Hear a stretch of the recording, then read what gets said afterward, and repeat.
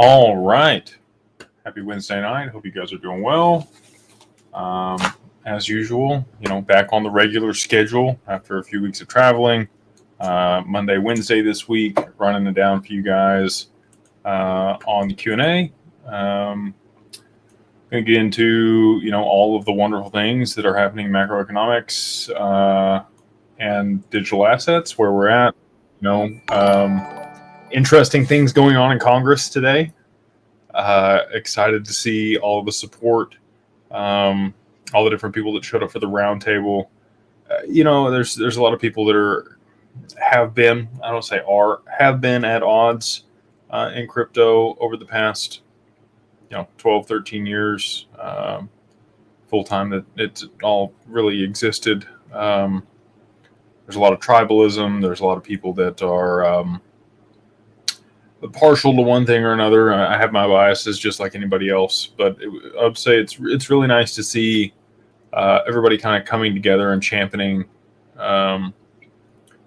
for the space and getting behind this and pushing Congress to do what's in the best interest for the United States and the fostering of innovation here and keeping us at the forefront on a lot of this stuff, so that economic development and the benefits that go along with being the leader in tech continue to stay here in the U.S. I don't know that that's going to work out. We didn't get to see what the vote is going to be on overturning the veto that Biden put forth on SOB 121 being overturned. There's a veto of it being overturned, but it'll be overturned if they overturn the veto. A lot of double speak and double negatives going on. Basically, with SOB 121, digital assets that are held in custody are treated separate of any other asset. Banks would have to issue a asset and liability on public record for all things held in custody. It's very stringent, far above and beyond anything that they have to do for any other assets. And so because of this, along with some of the non-clarity around digital assets, institutions have really stayed out of holding digital assets for other people or providing institutional custody. That's allowed us at Digital Ascension Group to kind of get an edge on traditional institutions by working with people that are a little bit ahead of the curve to provide that for our clients. But I'm hopeful that it'll be beneficial for the space if we get actual adoption of this stuff and institutional players are able to step in and start providing some of those services.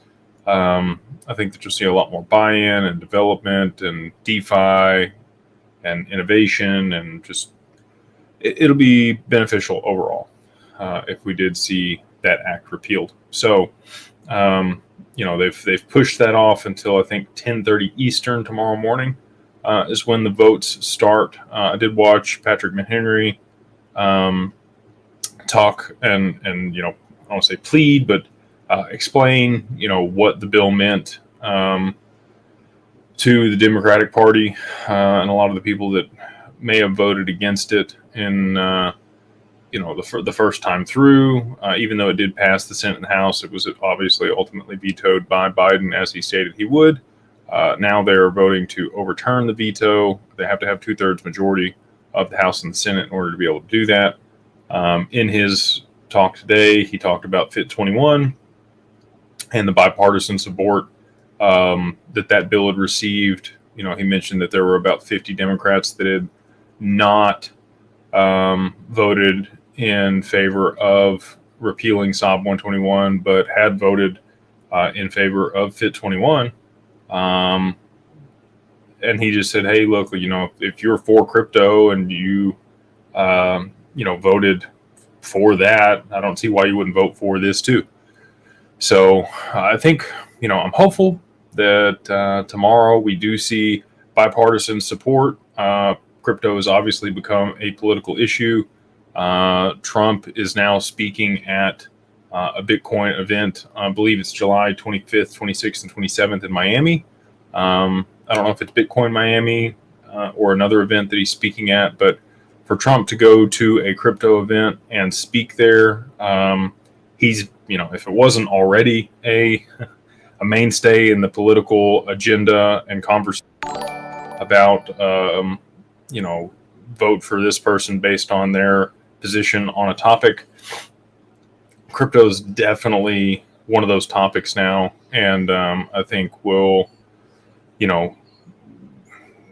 be one of the reasons that people do or don't vote for a certain candidate. So we got Trump doing that. We've got the roundtable discussion that happened today. I need to go back and watch all of it, but like I said, I got to see all the parties that were involved with that, and you had big players from across the ecosystem that again have been at odds with one another in certain circumstances, but seem like they've come together to rally behind crypto and really kind of educate Congress and hopefully get some of this stuff pushed through.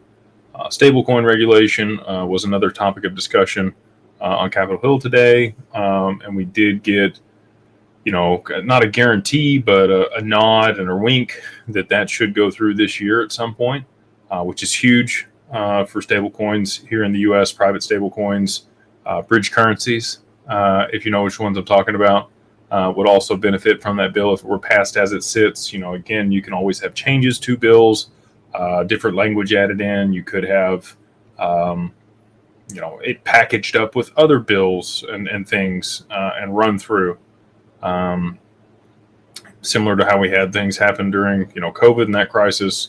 There was a lot of stuff that just got packaged in and rammed through so that they could get it through along with, support when it was needed. So I wouldn't be surprised if there was another, black swan event, catalyst, whatever you want to call it, that caused Congress to expedite some of this stuff. I've talked about a lot of the dominoes that I see are set up. The yen versus the USD is starting to deteriorate again. Japan, I think, has offloaded the majority of their slush fund at this point, and they're going to be left with really not much options here in the very, not too very distant future. Them dumping treasuries is definitely a reality. You did have BRICS, and kind of aligned with Saudi Arabia. Saudi Arabia said that they're going to start dumping debt also if more Russian assets are sanctioned. The U.S. did take the interest off of what was held at that bank. I don't know the whole story, so don't quote me on this, but basically, from what I understand, we took what was owed to them and kept it for ourselves. Not so good. When you start doing those types of things, it's going to piss people off, which rightly so, and it's going to cause them to opt out of the system that exists or create their own. Seems like they have at this point, and that chips could circumvent anything that SWIFT would be able to do to sanction Iran or Russia or some of these other larger countries from transacting. Right or wrong, it's up to you. We've been the global police here in the U.S. while being the global reserve currency for an extended period of time. There's been a lot of benefits that have coincided with that. I've enjoyed that privilege while it's existed and happened over my lifetime. But I do think it's coming to an end here. So it'll be interesting as the transition takes place to see, in what order these events unfold. Still watching for Tether. Everybody talks about Tether FUD. I can tell you, Brad Garlinghouse isn't going to come out and say the things that he has around Tether if they weren't true. The CEO over there can, talk smack all he wants, but there are transactions happening on that network utilizing a dollar-denominated stablecoin that should not be happening. And if stablecoin regulations in the U.S. do get passed here, a lot of reason that they could sanction Tether or move them in line. I'm not saying that it goes away, but if they sanction Tether, that's a huge liquidity crisis for crypto. The exchanges, everything there would be bad news bears. I did put out a tweet earlier today discussing SOB 121. I'm confident that if that were to get overruled, I think you could see institutions very quickly start holding crypto and transacting and using some of this technology without the oppressive accounting nature that's involved with SOB 121 and the scrutiny that would be, from the SEC there. The OCC has already said that, institutions can hold digital assets. You have federally chartered banks like Anchorage and Kraken. I guess federally chartered institutions is how I should say that. We partner with Anchorage. We also partner with Archex for Digital Ascension Group and Digital Wealth Partners to provide services for our clients. But yeah, I think that, Fidelity does allow, some of their private clients to hold Bitcoin and Ethereum there. Really, that's it. There's really not a whole lot of institutions that will do that up to this point. They consider those quote unquote blue chip. They are the most liquid assets in digital assets currently. Are they blue chip? That's up for you to determine. The investment banks, Fidelity thinks so. Obviously, spot Bitcoin ETF. We've also got some filings for Ethereum that have been revised and others put in. Solana ETF has been filed for by multiple parties as well. Will that pass sometime in 2024? It'd be great if it did. I think there'd be more adoption, more liquidity moving into the ecosystem. I've talked about this before. I will say, people have hodled, even on the ETF in the down market that we have seen. The drawdown that's been experienced so far. There really hasn't been a huge amount of selling pressure on the ETF, which I'm a little bit surprised by. It's good. I'm glad that people understand that this market is volatile. I think the sentiment across institutional investors is still that the market goes higher. Will that happen or not? It's yet to be seen. There's a lot of indicators that show, yes, we go higher. And there's a lot of indicators that say, absolutely not. We're headed down from here. So, I've talked about this before. I think the high for Bitcoin either was already in, at 74,000, or maybe we revisit, 75, 76, but I think it's down from there. So we'll see what ends up shaking out with that. I am the only person that I'm hearing say that. Happy to be that only person, and I would love to be wrong. I have a lot of clients that do hold large amounts of Bitcoin and would benefit from it going much higher. So anyway, as usual, you guys can run it down with me. Anything goes, tax mitigation strategies, wealth management, producing yield, borrowing against your assets, how to hedge liability, diversify your investments, insurance, whatever you guys want to run down, I'm game for. So we'll go ahead and hop into the questions here. We'll start with this first one. This individual's asked, thanks for all you do. Appreciate you for being here and asking good questions.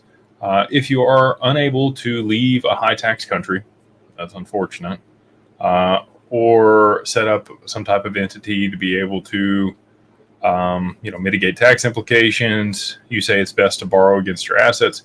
Can you give some examples of institutions that we can borrow from? There's DeFi protocols out there, obviously, that allow you to do this. We partner with Maple Finance to be able to do that in an institutional setting with tri-party agreement. We have some extra stuff built in there in those agreements that allow you some of the things that you otherwise wouldn't get with the DeFi protocol. First right of refusal, and then some other benefits to be able to top up if you do see a drawdown in the asset's value. Can't give you financial advice. That's what our wealth management team is for. But, for myself, I'm always looking to take responsible LTV. So when I say responsible, less than 50%, probably even less than that, 30 to 40 on the high side. Just in case there is a drawdown in the asset, you're not going to get liquidated. You're not going to have a problem. You're always over collateralized. You want to be responsible when you are taking leverage. You want to put that, liquidity to work somewhere else where it generates a yield so that you can service the debt and then you get some upside beyond that, whatever it's going to be. You don't just want to go blow that money and hope that your asset appreciates. Not really a responsible way to do it. So yeah, borrowing against your assets is always going to be tax-free. Debt is not taxed. It's not income. Doesn't matter what jurisdiction you're in. There are going to be other institutions that should be, providing liquidity against your assets. I don't think in the not too distant future, but from what I'm aware, we're really the only show in town that has any capability to do any of this, and it's obviously something that I'm a proponent of and have been driving to figure out for the better part of a year and a half. A lot of the stuff that we have was built selfishly. I tried to solve problems for myself and then obviously share that with other people. So, I don't mean to plug our own deal, but really Digital Wealth Partners, as far as I'm aware, is really the only one that allows you to borrow against your assets held in institutional custody. So if you want to, set up a time with us to have that discussion, you can go to digitalwealthpartners.net and we can run it down for you. Let's see here. Crypto Future says, if a loved one is buried in the backyard, oh geez, is it true you don't have to pay property taxes because it's zoned as a cemetery? I'll tell you a story. My real estate professor in college did this. So it's kind of along these lines. You got to do. There's a lot of things that go into zoning your property for cemetery purposes and making sure that you're compliant and it's not going to get into the aquifer. There's a bunch of stuff there. So you can't just go bury somebody in the backyard and call it a cemetery. Wouldn't advise doing that. However, you can donate land to a church for a cemetery in certain circumstances. The story that I have for you is he was approached by a power line company and they had eminent domain and they said, hey, we're going to run this over your property. And he was like, no, you're not. And they said, yes, we are. We have eminent domain. You can't stop us. And he was like, okay. So there's a little church down the road and he had, right where the power lines were going to go over his property. He donated that 1/4 acre to the church down the road so that they could have a little cemetery there for the people of the church. And because there was a cemetery there, the power line company could not go over that piece of his property. And so they had to end up going over his neighbor's property, which was interesting to me. So little tidbit there, if you're ever stuck in something with eminent domain and you don't want to participate, they're not going to pay you for the passage on your property. You might be able to donate it to a nonprofit or a church or somebody else to set up a cemetery on that little plot of land that you have on your estate and be able to stop, that from happening if it's something that you don't want. But anyway, I don't know, that's kind of an odd story, but I thought it was interesting when he explained it. If it's donated and it is part of a cemetery or a nonprofit, you wouldn't be paying taxes on that property. But again, you can't just bury somebody in the backyard and claim that. Robert, how are you, sir? He says, once your custody onboarding is completed, is it possible for us to reclaim our 10 XRP held in the reserve from our previous wallet address?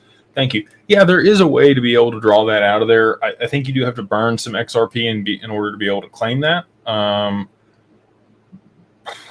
Google it. I've not done that yet. I probably need to do that. I've got like 13 or 14 wallets that I need to do that on. But from my understanding, there is a way to be able to reclaim those and close those wallet addresses.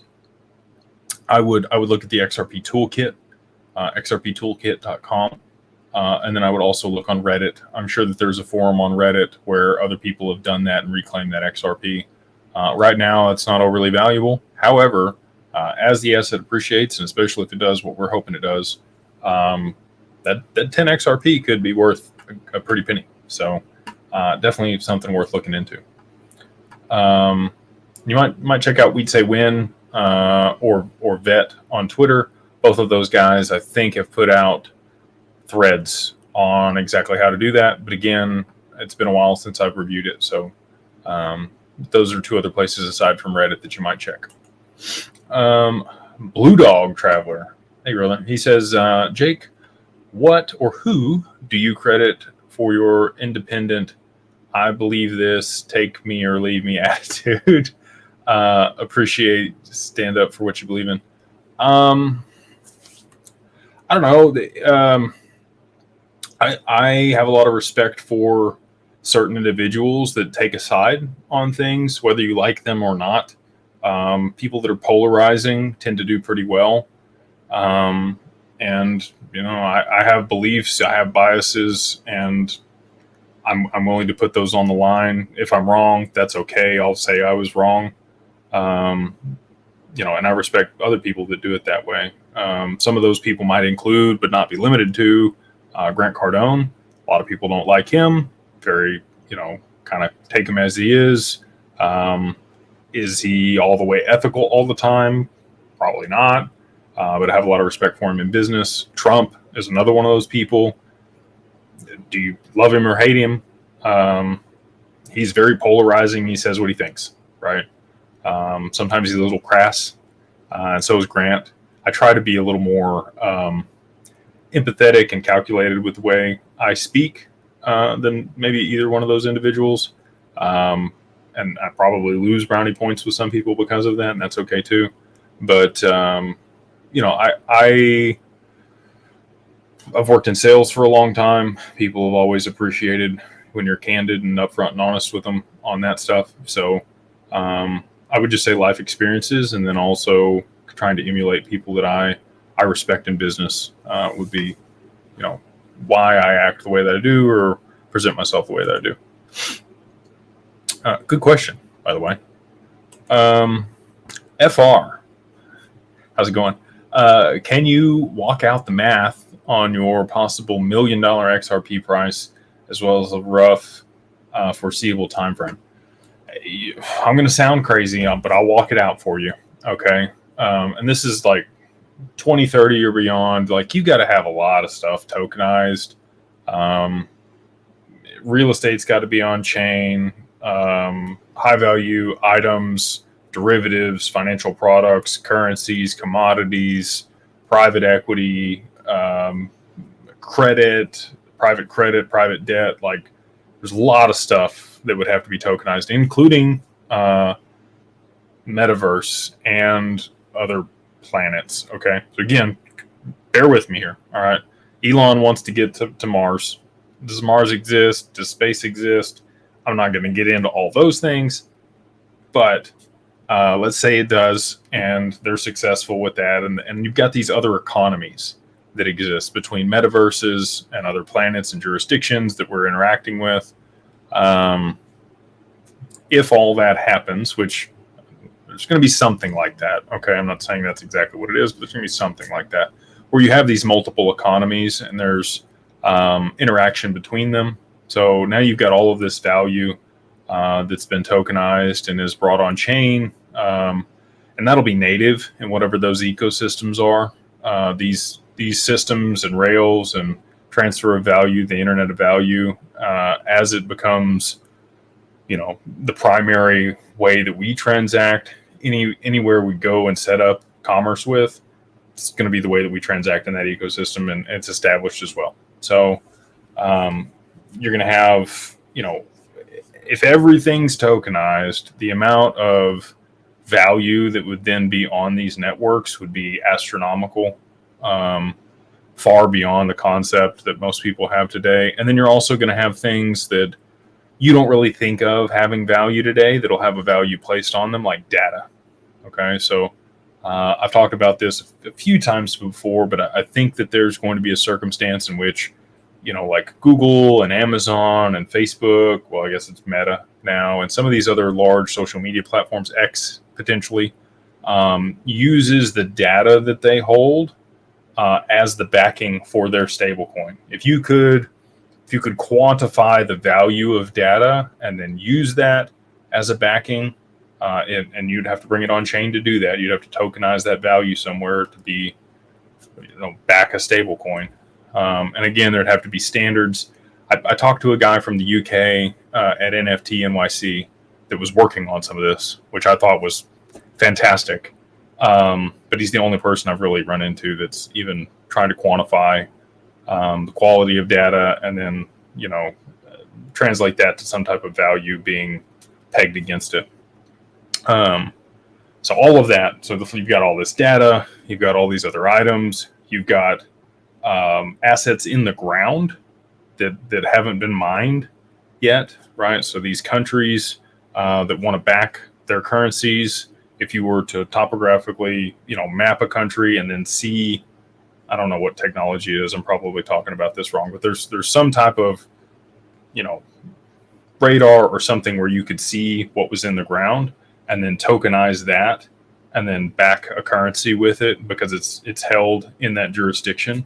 I think that'll also be a thing at some point. You use the commodities that haven't even been pulled out of the ground as backing for currency in a country. All of that value, right? And this is a lot of value that would have to move on these networks, and then including derivatives. And I think derivatives are going to get even more crazy. I think that derivatives probably exist far beyond what people think they are. My valuation on derivatives is probably double what most people think is out there right now, just because there's no way to quantify them. The banks have no accounting mechanism to cover all this stuff.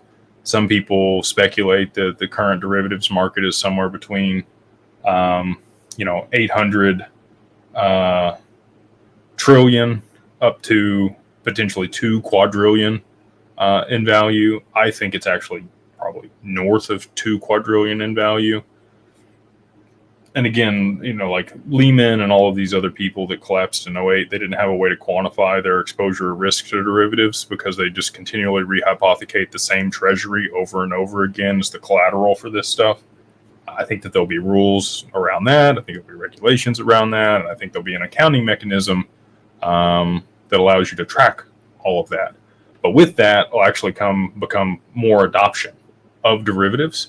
And if you don't know what a derivative is, I've talked about this before. It's like one layer removed. So the actual asset, it's something that's paper representation or another representation of the underlying asset. But these banks do things that's pretty much gambling. It's really what it is. It's calculated gambling. So my example that I give people is, let's say you borrow, because you need borrowed collateral to do this. You borrow a $100 bill from your buddy, okay, that's standing next to you in Vegas. And he's got a bet on this same $100 bill, but you borrow it from him too. And you leverage it with the guy next to you. You're going to take a bet, and it's going to be a $10,000 bet. You're going to use the same 100 that's also borrowed from this other guy that he also has a bet with as the collateral for the 100x leverage that you're taking. And you're watching the Super Bowl, okay, and a play's happening. So you're not even going to bet on the game. You're going to bet on this play, and you're really not even betting on this play. The people in front of you have a bet on this play. This is how crazy this stuff is, okay? They have a bet on this play, and you bet with the leveraged 100 that your buddy gave you that you borrowed from that also has a bet on the same 100 that he's also leveraged, that the guy in front of you is going to punch the other guy when he loses this bet on this play on the Super Bowl. Just to give you like how complex some of the crazy derivatives are that these banks do and entertain and actually structure. And again, there's calculated risk with all this. They do a good job of like calculating the risk associated with this most of the time. But this is how outlandish a lot of the stuff that the banks are doing with derivatives is, because it's an unregulated market. Like they can just do that. The only regulation is that they have to have some type of collateral that they put down, and they borrow it 10 times over and use the same collateral. It's the same treasury. So anyway, if you can imagine why it's scaled to quadrillions of dollars and the leverage that's involved there, you can see why The GFC happened in '08. When the underlying collateral starts collapsing, that's what really just causes a lot of problems. So you have to have really solid underlying collateral, and that's why they made it U.S. Treasuries. I think that XRP, if it's a tier one asset in the banking system, could end up being potential collateral for derivatives in the future, and potentially you get paid a lot of money for loaning that out to somebody to get allow them to participate in some of this craziness, because they're going to get crazy yields, right? Like if that guy lands on that bet, I don't know what the over under on it is, but maybe he gets $100,000 on that $100 that he leveraged, right? So anyway, I know that probably went over some people's heads and didn't make a whole lot of sense to some people, but like that's the craziness that exists for derivatives and why that market is the way it is. So back to the original question here. All of the value that literally exists, and even value that most people don't understand yet, would have to be tokenized. And then all of that, just go ahead and double it, because for every credit, there's also a debit, and somebody's asset or liability is the other person's asset or liability. And you have to have enough liquidity to move both of those on order books.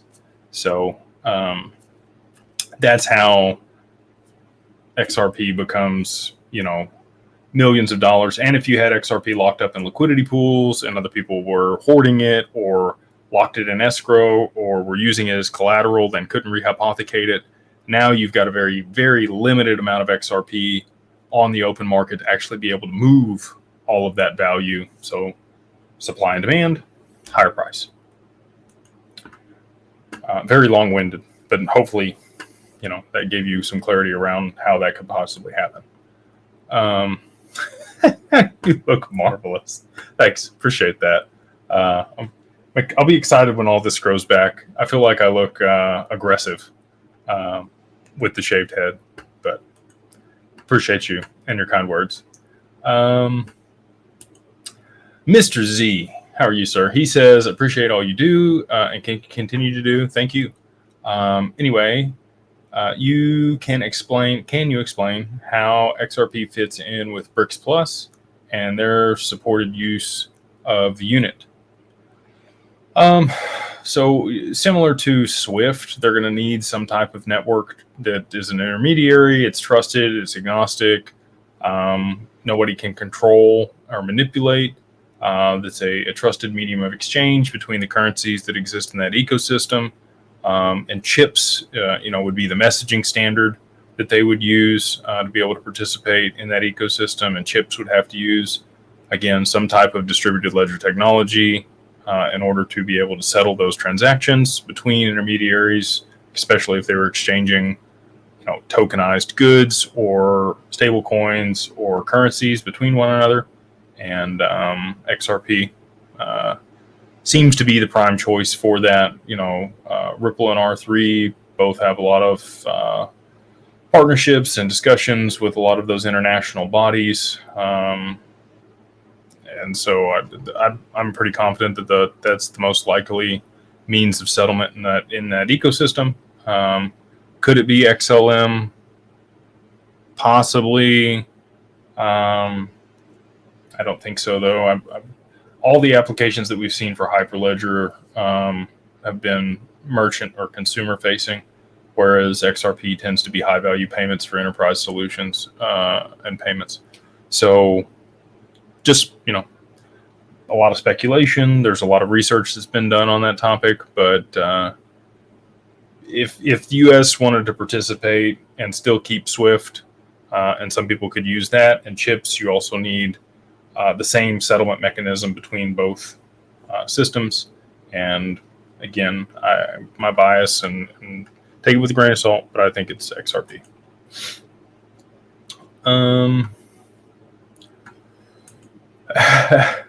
Hey, Jake, do you watch any crypto news influencers? And if so, who besides Mikkel? Yeah, absolutely watch Mikkel because he is, part of Digital Wealth Partners, and he is a wealth advisor for us. I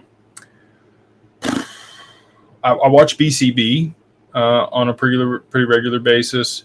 I've met him a couple times in person. The reason I like, well, there's a lot of reasons I like Blockchain Backer, besides his great voice. He doesn't watch other people. So like he didn't know who I was. He didn't know who Zach Rector was. He didn't know who any of the other influencers at XRP Vegas the first time I went even were. Like he just treated them like another person, which he does everybody, which is great. You know, he's just real down to earth guy, good people. But you know, like there was no fanboy whatsoever. Like he didn't know me from Adam. He didn't know Zach Rector from Adam. He didn't know anybody else that has any channel from anybody else there at the event. And so that told me like this guy really, he's like honed in, blinders on. He does his own thing and he like writes his own thesis and does all of his research and then puts that out for people. And he's called a lot of stuff.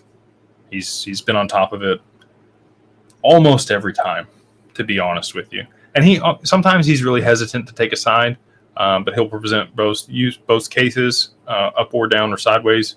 But a lot of his calls have been spot on. So watch him. As far as crypto influencers go, every once in a while I am on Around the Blockchain. I've met some pretty cool people on there. Our CIO, Matt, I did meet on Around the Blockchain, which, you know, BitBoy is no longer involved with that. It's kind of separate of him at this point because of the falling out that happened there. When I first got into crypto, I watched all kinds of people. I watched The Variable Bull. I watched the AI and Brad Kimes. I watched Digital Dave, BitBoy, obviously, Crypto Lark, tons of them, right? I really don't watch a whole lot of YouTube anymore. I really don't have a whole lot of time for it. And whatever YouTube I do watch tends to be business or macroeconomic related, not necessarily so much for crypto. I have my thesis on crypto, and the majority of the news that I'm looking for crypto, I get on Twitter. So, yeah, and I watch, you know, Mickle on a regular basis, just to police him a little bit, make sure he doesn't say anything he shouldn't be. No, I'm just kidding. But yeah, those probably those two, just Mickle and BCB. Brandon, actually close by, sitting in DFW, waiting to fly home currently. Hey, very cool. Which asset do you think has the most upside potential, HBAR or XLM? Ooh.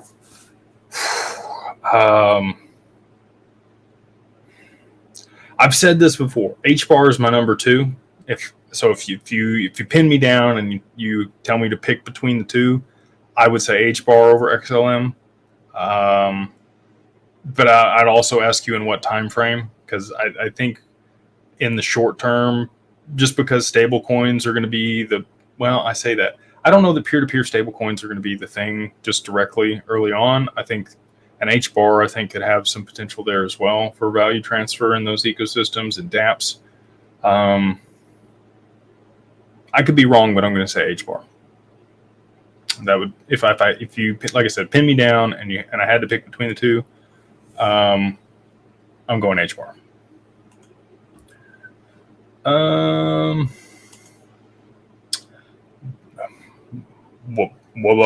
Bob says, Jake, set up my LLC with y'all. Awesome. Glad to hear that, brother. Glad to see people being proactive and making sure that they're set up for success on the other side of this. He says, any issue with keeping some of my XRP on Coinbase and contributing it to the LLC? 2/3 of it will be held on a cold storage. Your thoughts? I would set up an account with Coinbase in the name of the LLC if you're going to do that. You can definitely do that, especially on their institutional side. Kraken, Uphold, Caleb and Brown, all of these exchanges will set up a business account for you. And if you are going to hold digital assets on their platform, that would be what I would recommend. You can transfer it over. It's pretty easy. Most of the time, they just need the documentation for the LLC. They might need a certificate of good standing, bank account information, some stuff like that. But Normally takes, somewhere between a couple days and a week, and they'll spin you up an account and they can transfer your assets from your personal over there to your business account. Cheesecake. Thank you, brother. It's good to see you in here. We do have an event for, just shout out to Cheesecake, okay? You guys, if you ever get to see him in person and he's got some cheesecake, it is bomb. It's very good. He is in the mastermind and he brings it with him to the events that we have. We do have one Friday this week, actually Saturday this week here in Dallas, on the 1-year anniversary of XRP Clarity. So a couple free drinks for everybody that shows up there that is in the mastermind here in Dallas. If you are in the group, you will know the location for that event. But pretty excited for that. Being a 1-year anniversary from XRP Clarity, I think it should be a good one. So, like I said, good to see you in here, Cheesecake, and appreciate the super chat. Scroll on down. The other Nomad. Hey Jake, thanks for the great work you do. Appreciate you, brother. It's always great to wake up in Luxembourg, listen to the videos. Cheers. Very cool. You're up early there in Luxembourg to watch this, man, and I appreciate you taking the time out and being up this early to get on the chat here and make some waves.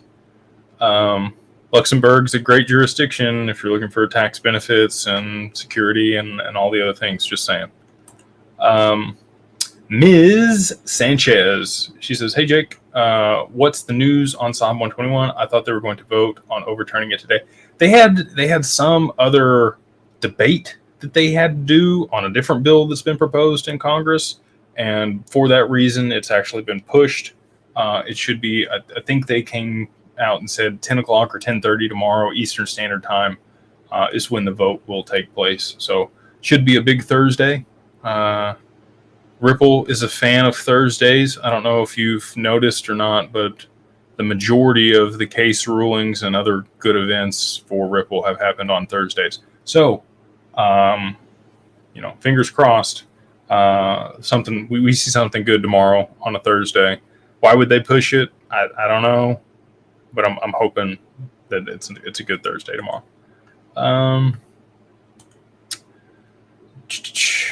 This is a good one. He says, Jake, why do you think Brad Garlinghouse was invited to Rocon's meeting today? I think, look, and I mentioned this earlier on in the chat here, I think people are starting to unite and come together and not have so much tribalism over the crypto space, right? Like Ripple has been through the ringer, and a lot of people shunned them and XRP when the lawsuit happened. A lot of people threw stones, and they've come back around now that the SEC's gone after everyone, including all the exchanges, and now they've served Consensus and MetaMask with the Wells, well, actually with the lawsuit at this point. I think they've realized that maybe they made poor choices when the SEC pursued Ripple to begin with, and they were hoping that maybe that would be the only one that they would go after. I don't know. But with that, I'm confident that, people have realized that it's going to take a team, it's going to take a village to get this across the line. And Garlinghouse has continued to be an advocate for all of crypto, and Ripple the same during this whole process. They haven't stooped to the same level as a lot of the other people did. Again, throwing stones when the lawsuit was filed. So I think that's earned them a lot of credibility, even though it wasn't deserved. I think a lot of these people deserved to have Ripple talk about them and explain why they're not so great. But Ripple took the high road on that, and I think that's paying off. And again, I think people are going to start to come together. This again has become a political issue, which is starting to be bipartisan. The Democrats have realized that if they want to stick around and get through this election and potentially be reelected, that crypto is a topic that people care about. So we're seeing a pivot And there really hasn't been like a consensus across all the Democrats on which way to go on crypto, aside from Gensler, policing everybody through enforcement.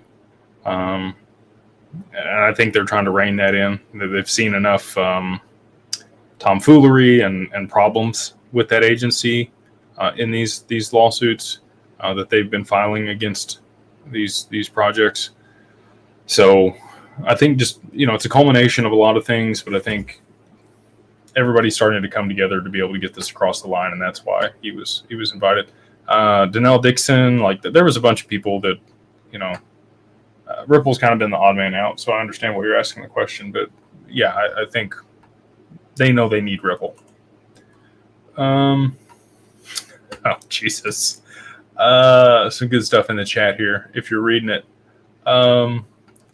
Thank you, G Imports. Blessings to you and your family also. This is cool. He says, Portuguese, living and working here in Luxembourg. What do you think is best for crypto tax benefits? Should I consider the LLC in Luxembourg, Portugal, or split both? Thanks for the info. It depends on where you want to live long term. Anybody that's setting up things internationally, even people for here in the U.S., if you wanted to, most people shouldn't extradite. You're going to deal with a bunch of crap. But if you are in the UK, if you're in a jurisdiction that is not so great for taxes, Portugal is always a fantastic choice. Monaco over there, Jordan, Luxembourg itself. It's never wrong to diversify and have your assets split across a couple different jurisdictions and have a couple different banking partners and custodians and options for yield and other things. We partner with Archax there in the UK and do have the capability to hold assets for you, irrespective of what jurisdiction the entity that controls them is listed in. So would love to work with you in that capacity if that's something you're interested in. But I think what you proposed here is a good idea. I would look at maybe splitting them, if you can afford it, between Luxembourg and Portugal. And again, I don't know what your profession is. A lot of the times we work with people that have some type of liability in their profession. So if you're a doctor, if you are a business owner, if you're somebody that could be sued or have malpractice or have a lawsuit against you, getting those assets out of your name into another jurisdiction or inside of an entity that protects those is a great way to mitigate the risk associated with that. So again, not sure of your profession, but those are just some considerations around, what you've proposed here. This one's interesting. Logan, he says, how will rarity play into the favor of XRP price increase? Top 100 wallets hold just under 75%. Do you think Ripple will become one of the most valuable companies? I'll make a prediction. If Ripple IPOs, if they IPO, I think that they would be the highest valuation IPO that's ever happened. Saudi Aramco was $59 billion when they IPO'd. You did really good on that. If you got in at the IPO, I think you still have like a 24x from there. They're a multi-trillion-dollar company today. But yeah, the escrow, Brad did include that in his most recent valuation for Ripple, which he hasn't done in the past. When I heard him speak at Consensus, he's always like CoinAlts. I heard him speak with Jack McDonald last year, 2023, in October, November. It was October. And he was very specific that they held that as a zero balance on their balance sheet. But at Consensus year, he rolled the escrow into their valuation for Ripple. So for him, and there's probably other people that have heard him speak multiple times and noticed that difference as well. But that was interesting to me. And if the escrow was included in the valuation for the company, absolutely could definitely catapult them, especially with price appreciation, to potentially the most valuable company on the planet, even and they would be private if it happened currently without an IPO. Pretty crazy. Let's see. Appreciate the comments on the hairline. It's nice to hear. I think they did a good job. For anyone who is looking to get their hairline fixed up, Estee Mark there in Turkey, highly recommend. They've continued to follow up with me even after sending them pictures of what's going on, and they're monitoring things. So, if that's something that bothers you, happy to. I think you can just go to the video that we put up about it and click the link in there, and you'll get connected with their team. But yeah, thank you for the nice comments. Sammy says, "Can I tokenize XRP? I may or may not even own, and then use that token to transfer value as liquidity I can provide to ANMs." I like your train of thought here, and so I'm going to explain in a roundabout way. Yes. Okay. So, talk to David Schwartz about this at Consensus. There's some amendments that have been proposed on the XRPL, XLS 64, 65, and 66. 64 in particular are pseudo accounts. So with a pseudo account, you'd be able to hold your XRP in institutional custody, insured, and lock it, and basically issue a representation of the ownership or the liquidity of that XRP into liquidity pools. So you don't have the impermanent loss risk or the risk of the asset actually going into the pool. It would just be the representation of that would be displayed in whatever stablecoin LP token, right? And so that's definitely something that we're going to be working with people on. It's one of the main priorities that we have at Digital Wealth Partners is figuring out how to create that ecosystem, mitigating all the risk for loss of the asset. The number one rule for Digital Wealth Partners, and again, our CIO wrote a book, Warren Buffett in the Web3 World. So we've taken a page out of Warren's book. His number one rule is don't lose money. His second rule is refer to rule number one. So for us, our number one rule is don't lose XRP. And rule number two is refer to rule number one. So we want to make sure we're mitigating any and all risk associated with the loss or potential loss of XRP. We're hedged there. And so what you're discussing here would be the way that we would be able to do that. Once those amendments are in place, in the short term here, we have other ways to be able to mitigate that loss and make sure that we're able to generate a yield for our clients. But the play that you're discussing here is very interesting to me, and it's definitely something that we will be working to provide immediately as soon as available, or that amendment gets passed on the XRPL. So it's not really the term tokenized is not correct. I would say issue a derivative or representation of XRP using a pseudo account would be what I would determine as correct terminology, but it's basically the same premise that you discussed. Let's see here. Joel, he says, "Hello, I'm interested in getting an LLC through you. Just waiting for a little more price appreciation to reach the 100K mark. Any thoughts on how much APY you can get us for locking up XRP with you?" Our current partner is willing to pay somewhere between 6 and 8% on the XRP for providing liquidity to them. We have other opportunities where we can borrow against it and get significantly higher yields than that. It's a little riskier. So, it just depends on your risk tolerance. But, those are the type of returns that we currently have access to. And those should be available where we're finalizing our accounts with Archax and Anchorage within the next week, 2 weeks here. And then at that point, should be able to provide that for existing clients.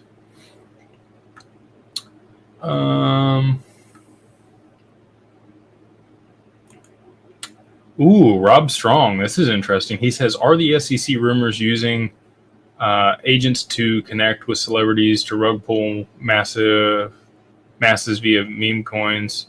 Say it ain't so.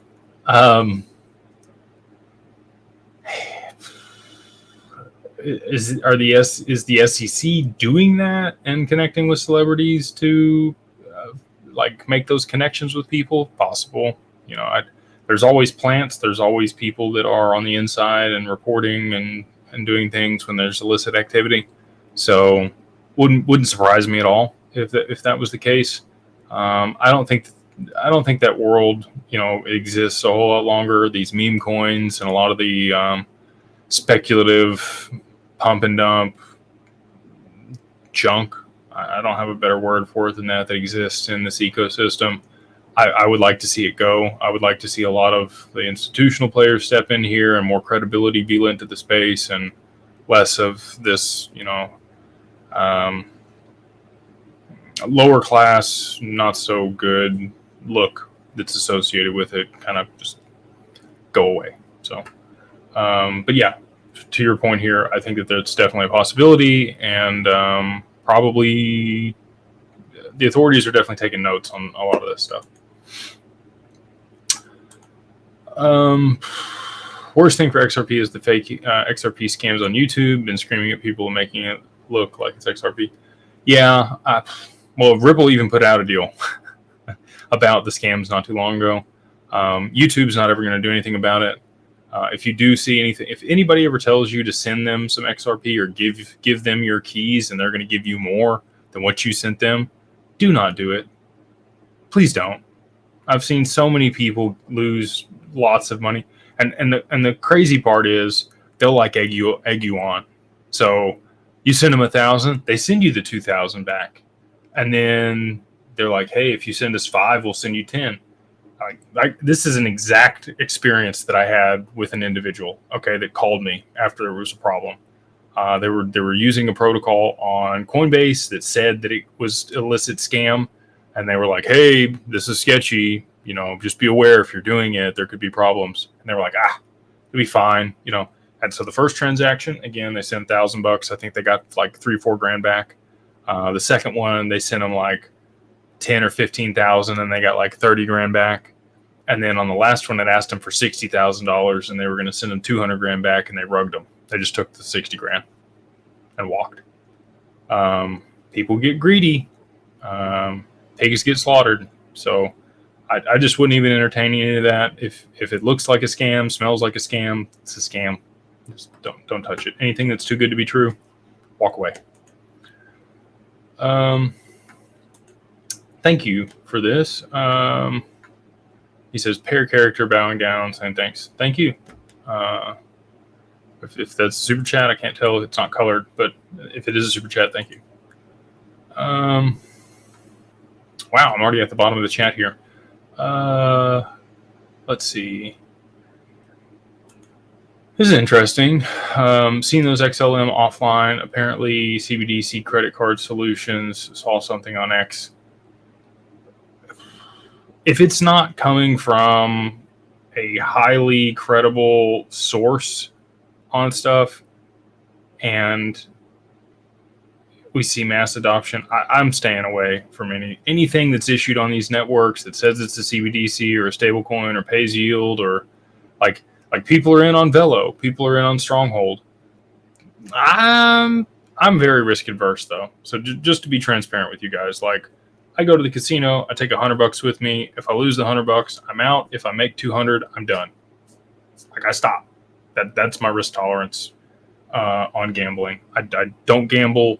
I bet on sure things, and I have to know that it's going to pay out, and that's it.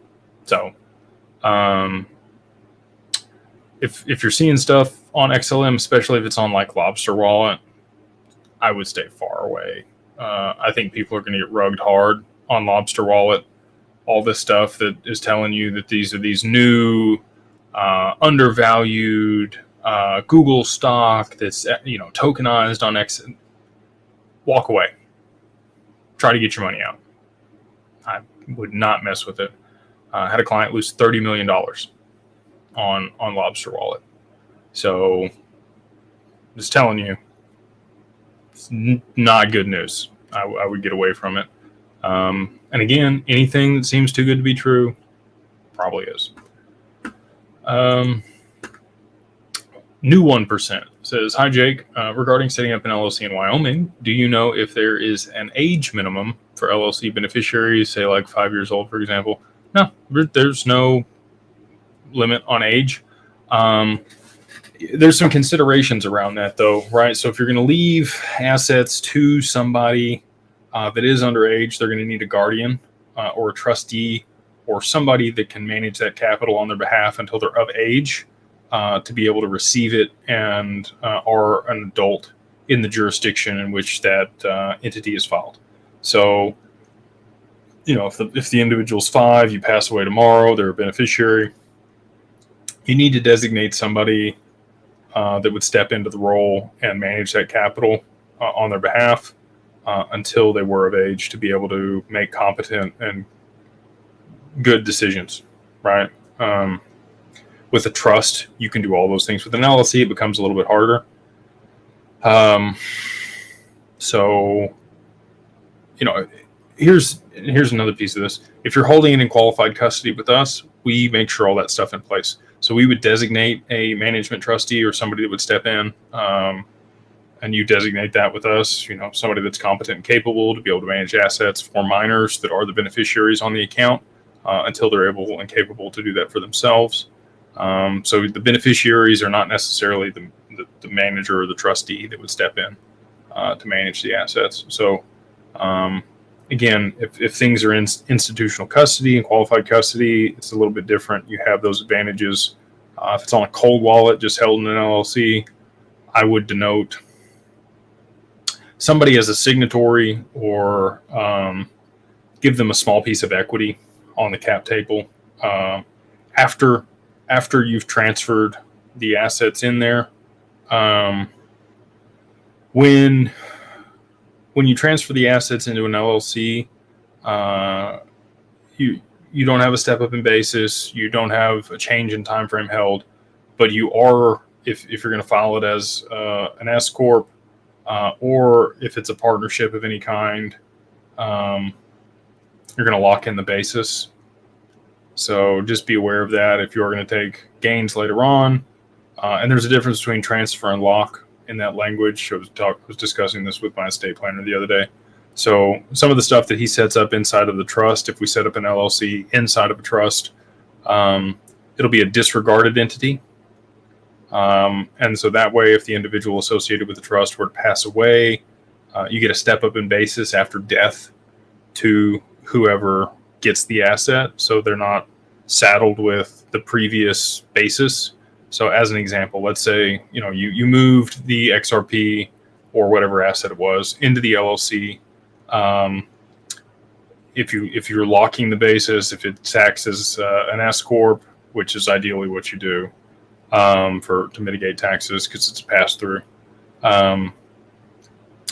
When you pass away, because you've locked the basis, your descendant or beneficiary, whoever receives that, is going to be stuck with that basis. So if it was at 50 cents, their cost basis is also 50 cents. If it's a family limited partnership or a disregarded entity that you set up as the LLC, and you were to pass away, they actually get a step up. So if XRP is now $10, $100, $1,000, that's when they receive it, and that's the new basis that they get after you died. So really doesn't matter during your lifetime. You're kind of stuck with the same basis either way. So if you're planning on using it or selling it, that's where you're at. And you really can't keep future generations from selling an asset. You can try to put laws and constraints and do things to make it very difficult for them to do it, but you can't absolutely lock it and make sure that they can't. So anyway, rambling on here, probably completely separate of anything that you asked, but I would designate somebody in there, and I would give them a small piece of equity on the cap table, maybe a family friend or somebody separate of you and your spouse that you would like to manage that LLC, or you could stipulate in the clauses there, if managers, if it's a member managed LLC, you would have a stipulation that it would transfer to a manager managed LLC, and you would designate that other individual that would step in that circumstance in the operating agreement when you transfer the assets. So hopefully that was helpful. Lots of good questions by people, by the way. Let's see here. Matt Ray has an interesting potential solution here. He says, with Ripple creating their own stablecoin, why don't they create their own credit card? Ripple already does lending, and I think it's at a decent interest rate. So the reason I would say that they wouldn't do that is there's MasterCard and Visa and American Express. They're all partners with Ripple, and they're doing that. And then again, they're also consumer facing.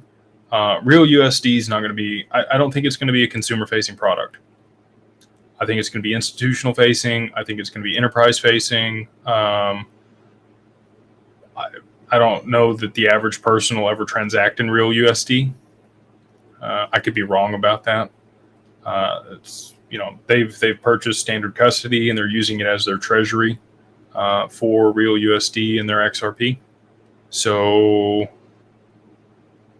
just my 2 cents. I don't think Ripple will ever. I don't think they're going to be a consumer payment solution. I think it is much more reasonable to see something on Hyperledger for credit cards. And if there are credit cards that are issued in this ecosystem by parties, I think it's going to come from MasterCard, Visa, American Express. People that are already in that business, I think would be the ones to do that. And I can say that, I know for a fact that Visa and MasterCard are both already have that product.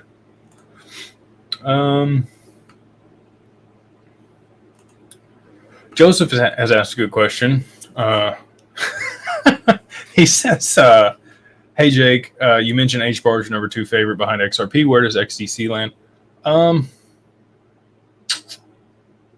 I'd say it's in the top 5 of assets that I think will do really well. I think they win for trade finance. I think that's what that network ends up being. I don't think that it's going to get adoption for a lot of the other stuff that they're hoping. There's some things on that network that lend itself really well to that specific use case and then encumber it a little bit for other things. I am not the, code guy. I'm not a CTO. I'm not as technical as some other people. I can just tell you in the conversations that I've had with developers on that network, that's what they've explained to me.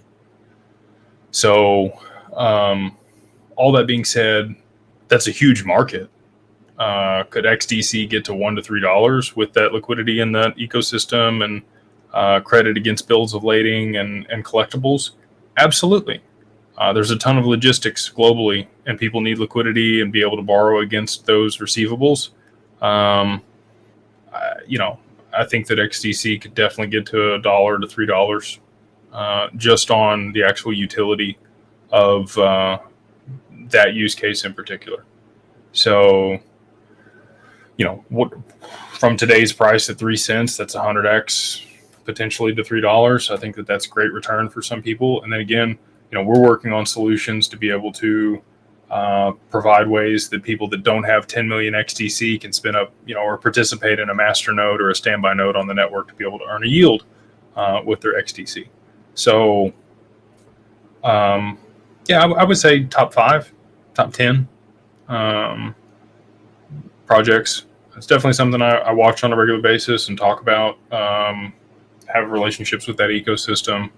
But I don't think the ROI on that is going to be as significant as a lot of people are hoping for. I think a lot of the ROI in that ecosystem's already happened. I got to participate in that. I got in XDC. I sold it all, unfortunately. Didn't write it up to 19 cents. I got in at 0.03 of a penny when you couldn't buy XDC on exchanges, you had to send Ethereum to this obscure wallet and then swap it to XDC. What was it? C or E? It had another. It was E because it was issued on Ethereum at the time before it was migrated to an XRC20 token. So anyway, I know people that made a lot of money that bought $10,000 worth of XDC when it was 0.00007. So I think a lot of the return there has been made, but I could be wrong. Maybe it goes to 10 or 100 or way past where I think. There's people that are smarter than me on the technical side. You've got Crypto T, you got Kurt, you've got other people that see things in the background for integrations that I may or may not know about, and they think it's going to go, far beyond those numbers. So I would love to be wrong. I know a lot of people that hold the token and would do really well if it did go beyond those numbers. So that's just my 2 cents. So take it with a grain of salt. Let's see here.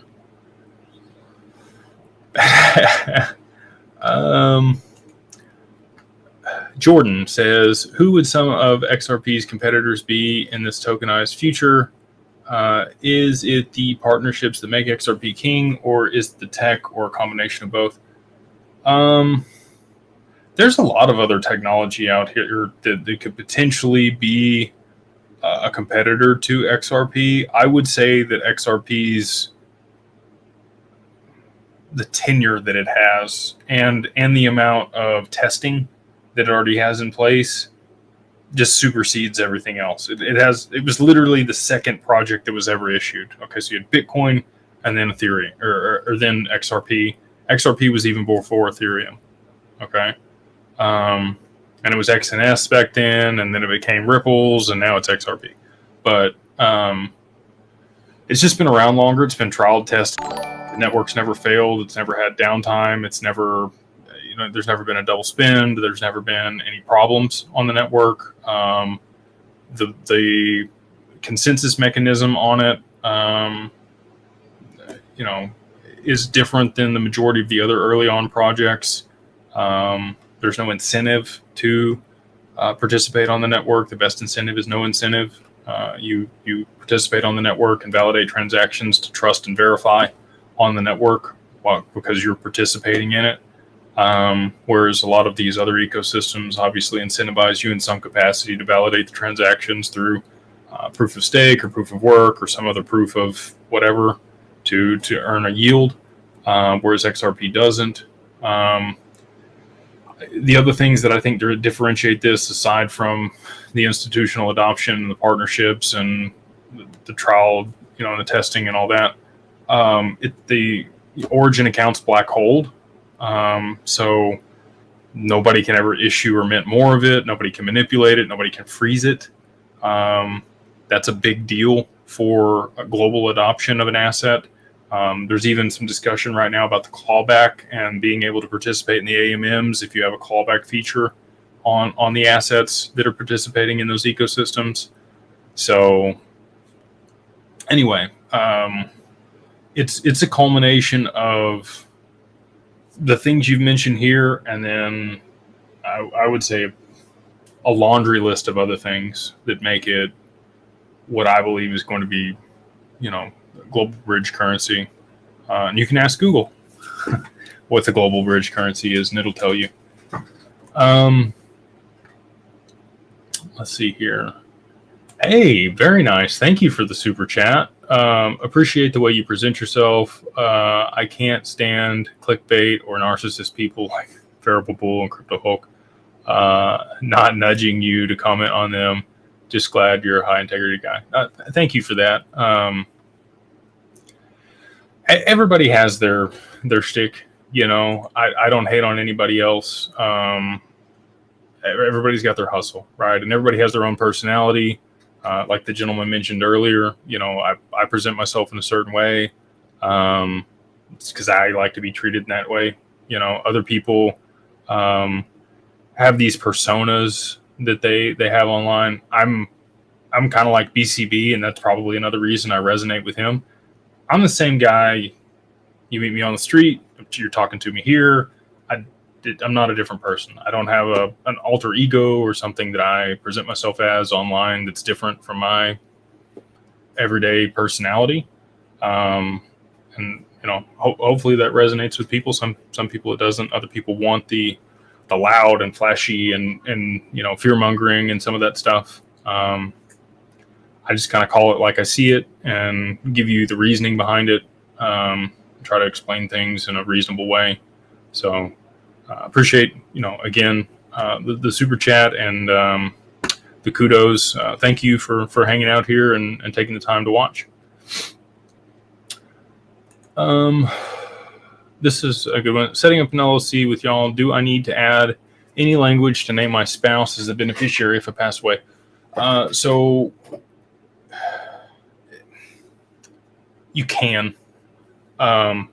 If you are married, 99% of the time they're going to have the rights to the LLC, and also whatever debts associated with it are going to be passed on to your spouse. There's a circumstance right now that I've got with a client where the husband had like 1.4 million in debt associated with the LLC, and now the wife is having to deal with that. And she wasn't named in the LLC anywhere, just by spousal rights. She inherited all that. She got some other stuff too, which was good, but she's having to liquidate a lot of that to just cover the problems with the business. So that's going to pass your spouse's way, irrespective of you naming them specifically in there. But if you did want to specifically name them, it's not going to hurt anything. XRP Junkie says, hey, I watched your older content and still not quite understanding how an LLC helps offset taxes. Can you please explain briefly here? Absolutely. So an LLC in and of itself does not offset taxes. Okay. If you're an individual and you sell, you're going to be subject to those capital gains, whether those are short-term or long-term, and you're really going to be limited in the scope of the tax code that you can use to offset that income. So you're going to have to pay taxes on it if you liquidate in your personal name. If you hold the assets in an LLC, you still owe the same amount of taxes. Okay, I'm not saying that you owe less taxes. The benefit that you're going to get from the LLC is that you can use the full breadth and scope of the tax code to be able to offset or write off a portion of that income. So let's say you buy a vehicle and you use it for business. You're making investments with your company. That's what you do with your LLC, and you're the manager. And you need some transportation to be able to go look at investment opportunities or meet with people. And you buy a vehicle that's over 6,000 pounds to be able to go do that. Under Section 179 in the tax code, you can depreciate up to 60% of that purchase in the same tax year. That may go back to 100% if Trump gets put back in office. So, you buy a G-Wagon, it's $200,000, put $40,000 down. You can write off 120 grand, and you only had to spend 40. Okay. Things like that. Key employee insurance is another one. If you wanted to fund a life insurance policy that would benefit the business, if you passed, you're a key employee of the business. If you don't exist, then the business doesn't generate revenue. It doesn't create any value. So you need to insure that life for whatever the value you would be generating for the business is. And if you pre-fund that policy with a certain amount of money, you can write all of that off. And then you can borrow against that policy tax-free. So if you did take profit, you set up an insurance policy, you could get a line of credit against that at like 4 or 5% and still be liquid that cash with a small interest rate and be able to offset all of that. There's just a lot of different things that you can do with your assets in an LLC that you can't do if they're in your personal name. Now, if you get sued and you're the only person on the LLC, it's a sole proprietorship. Well, it wouldn't be a sole proprietorship, but it'd be a single member LLC. Then they can still come after the assets in there. So let's say you rear end somebody, which happens, and they get out, my neck, my back, they come after you. They're going to be able to come after the assets in the LLC. However, if you have somebody else on the cap table, let's say you have minority owners on the LLC and they're signers on the bank account, they will have a very hard time seizing or freezing any of those assets in that lawsuit, because other people are involved that were separate of you. If you have your spouse involved, doesn't provide you a whole lot of protection. But if it's like your brother, or if it's a friend, or if it's a sibling, or if it's your parents, or if it's your children that are of age, you can mitigate a lot of risk that way of potential, freezing or seizing of your assets if you were to be litigated. The trust, obviously the best solution for that component of it, mitigating risk of loss. But the LLC does provide you a lot of ways to be able to offset the income if you are going to take profit, or use the assets to produce some type of income for yourself to be able to pay yourself a reasonable salary. So you're also not going to owe the income tax on, you will to a certain extent. So one of the pieces of an LLC, if you're going to file as an S corp, is that you pay yourself a reasonable salary as the manager in the eyes of the IRS. That's somewhere between $50,000 and $70,000 a year that you are going to have to pay, W-2 taxes on. So it's another 13.5% that you're going to owe for Medicare, Medicaid, and Social Security. But anything beyond that you want to take out of the LLC can be paid as dividends, and those are not taxable. They are taxable, but they are not taxed as W-2 income. So you won't owe that extra 13.5% on those. So anyway, hopefully that gives you a little bit better understanding of why an LLC is important. I will say this too, and I mentioned this, way early on, like more than a year ago, man. I was on DAI and Brad's show a while back. It was like May of last year. Wow. And we talked about a potential where XRP goes to $100. Okay. So, if there's a flip of the switch, there's a lot of stuff that's talked about, and I kind of agree with that. I think that there's going to be some circumstance where we do see a big jump in value, even if the chart plays out like it has in the past, where there's a big run up in a short period. Let's say you got 300,000 XRP. Okay. You got a good bag. You're in the top 1%. And you move it into the LLC. The other benefit that you're going to get there is there's a gift tax threshold in the U.S. of 13.61 million per individual. Between you and your spouse, you get 27.72 million. Is that right? Is that the right math on that? 27.22 million. Sorry. If it's in an LLC, well, I mentioned you could gift, pieces of equity to other people. If you do that, then you can get a valuation done on the LLC, and because you have minority owners, we can get in the valuation, we can reduce the sellable value of the LLC by 25 or 30%. Okay, so let's say you're real close to the gift tax threshold and you're going to owe 40% on anything over that if you wanted to move it into a trust later on after appreciation. Now, because we have a valuation that says it's worth less because there's minority owners on the cap table, you'd be able to move all of that value and complete the gift into your trust with no tax implications. Whereas if it's in your personal name and you go to move it into a trust, you really don't have any way to devalue that. You're going to owe 40% on anything in excess of your lifetime gift tax threshold. So, there's a plethora of reasons to set up an LLC and move your assets in there in the short term. Hopefully that gives you a better understanding of why that's important. So good question, and I appreciate you asking it.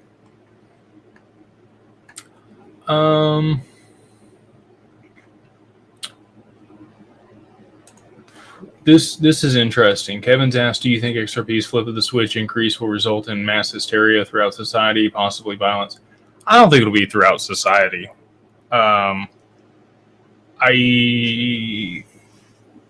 If there's a circumstance where this benefits us and is a detriment to the rest of crypto, which I think is quite a possibility, say Bitcoin collapses and Ethereum collapses, and maybe we'll see if those things happen. I think it's going to. So in that circumstance, I think there's going to be a lot of people that are very upset holding those assets and might have some animosity against those that were holding XRP that got the benefits. And the liquidity poured out of their ecosystem into XRPs. In that circumstance, you said possible violence.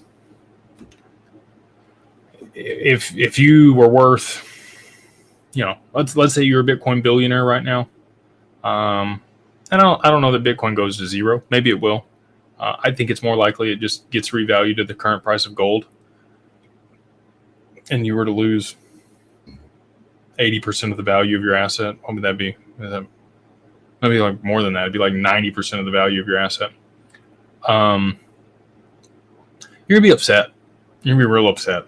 And if you feel that somebody else is gained during your loss, you're probably gonna hold some animosity toward them, especially if you have an ego. So, and a lot of those people that are maxis, you've seen them. I don't have to tell you they have an ego. There's potential for what you're discussing here. So just be aware of that. On the other side of this, play it close to the chest.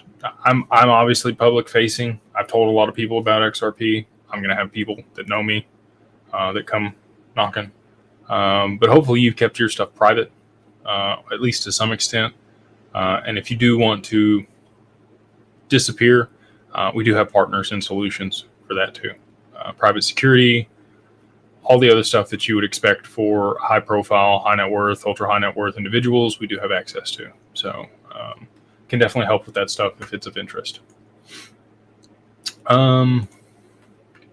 STO says, what are people so concentrated on those XRP price glitches? I mean, they are glitches and they basically say nothing. There could be 100 DS and technically no reasons. I'm kind of with you. I don't know if they are or aren't anything. I haven't seen anything else glitch like that is my only other thing. I haven't seen other assets glitch to thousands of dollars in value. Is that because people aren't paying attention to those? Probably. But I haven't seen as many glitches or to such high values for any other asset. So does correlation equal causation? Is there some validity to those glitches? Your guess is as good as mine.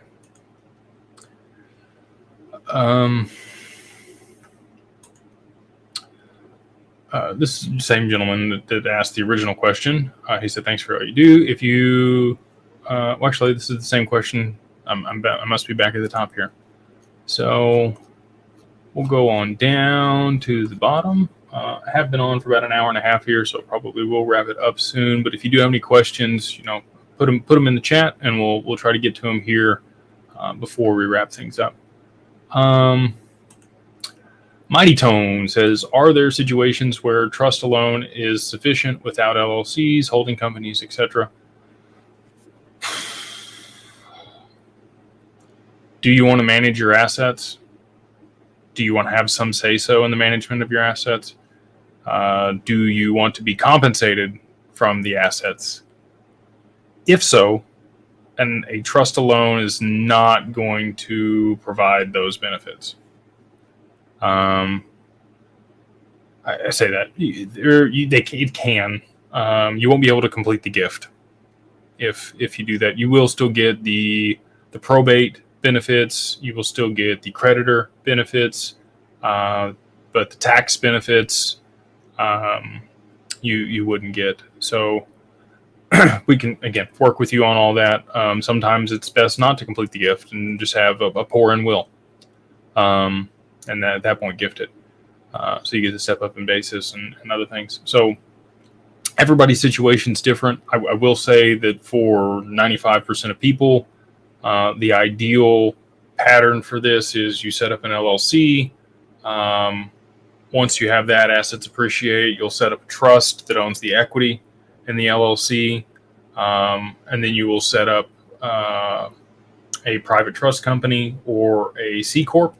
That you have some management or equity in, that then manages the assets in the LLC, but doesn't have ownership of the LLC.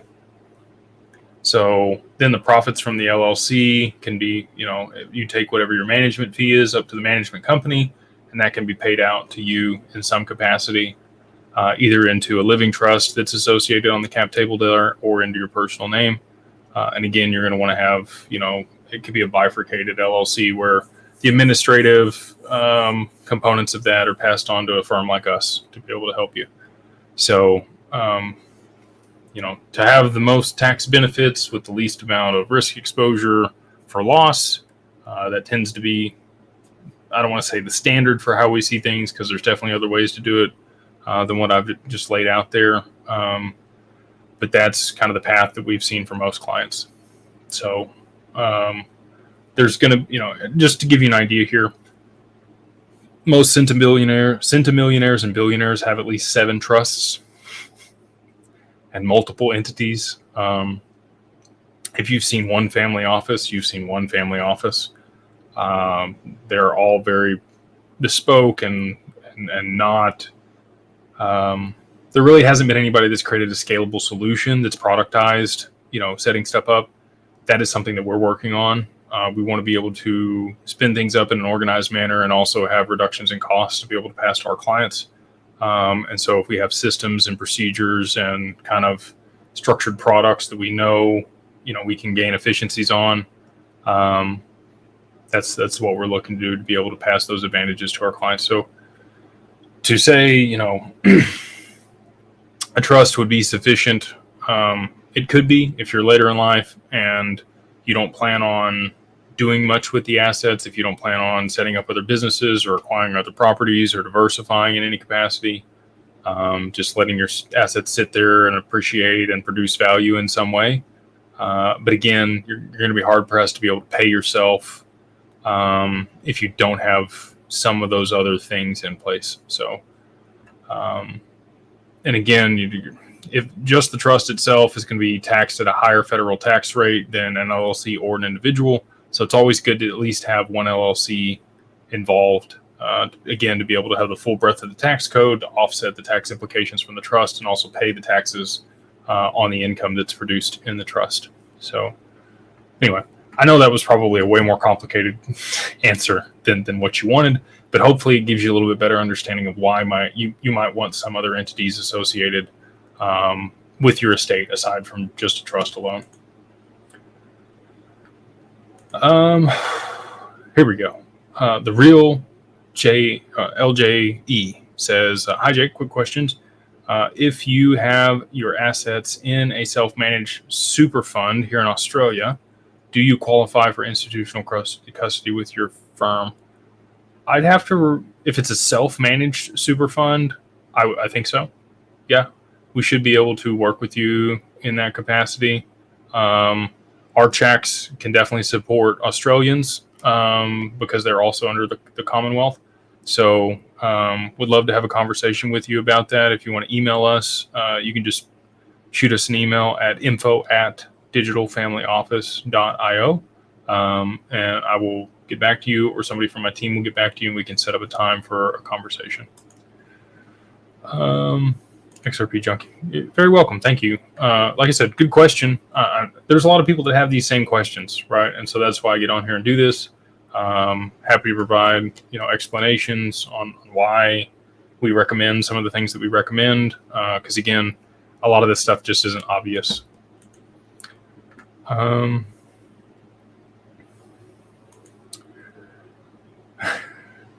Boy one, or Boy, I don't know, I'm butchering that. It's late. You're one of the best. Appreciate you for the kind words. He says, what do you think the driver for Swift is to begin using XRP for settlement? Japan. They're a G7 nation. They're US friendly. They're going to continue to participate with Swift.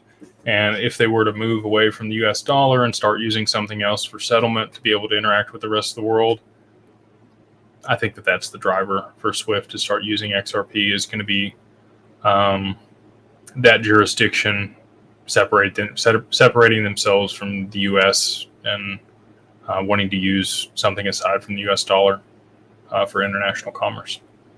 So my speculation, we'll see if that's the case or not, but that's my guess. John, we do work with Canadians, and Canadians also, well, I have to be careful how I say this. If you join the mastermind, we can talk to you about the private investments that we have in there. And what you've mentioned here is something that we have invested in the past. And we do have Canadians on those cap tables. So short answer is, but yeah, we definitely work with Canadians for the family office, the wealth management group, and in the mastermind to get them access to private investments that we run there. So we'd love to have you in there if that's something that you're interested in. John Groves, he says, hey Jake, will Ethereum and other networks on Ethereum moon before XRP? I mean, they already have. Ethereum was also once 50 cents. And it's thousands of dollars today. So I think Ethereum and Bitcoin both have already had really good runs. In comparison to XRP, I think XRP has significantly more upside, especially in the short term, than either one of those networks. I don't think that Ethereum goes away. It's integrated with a lot of stuff. I think the EVM is a huge component of the future and smart contracts, and plays a big role in things. But a lot of the people that were excited about Ethereum and the NFT craze and a lot of what went on for DeFi there in 20 and 21 has migrated over to Solana because it is much faster and cheaper to transact on that network. And I think that trend will continue. And because of that, I would say Ethereum and Bitcoin both, I think, will kind of fade away like a Netscape as the Googles and the Amazons kind of move into this space. So just, again, I have clients that hold Ethereum. Am I wrong on that? Quite possibly. Do I hope I'm wrong on that? Kind of, for their sake. But I don't think that, I think Ethereum, to your point here, has already mooned before XRP.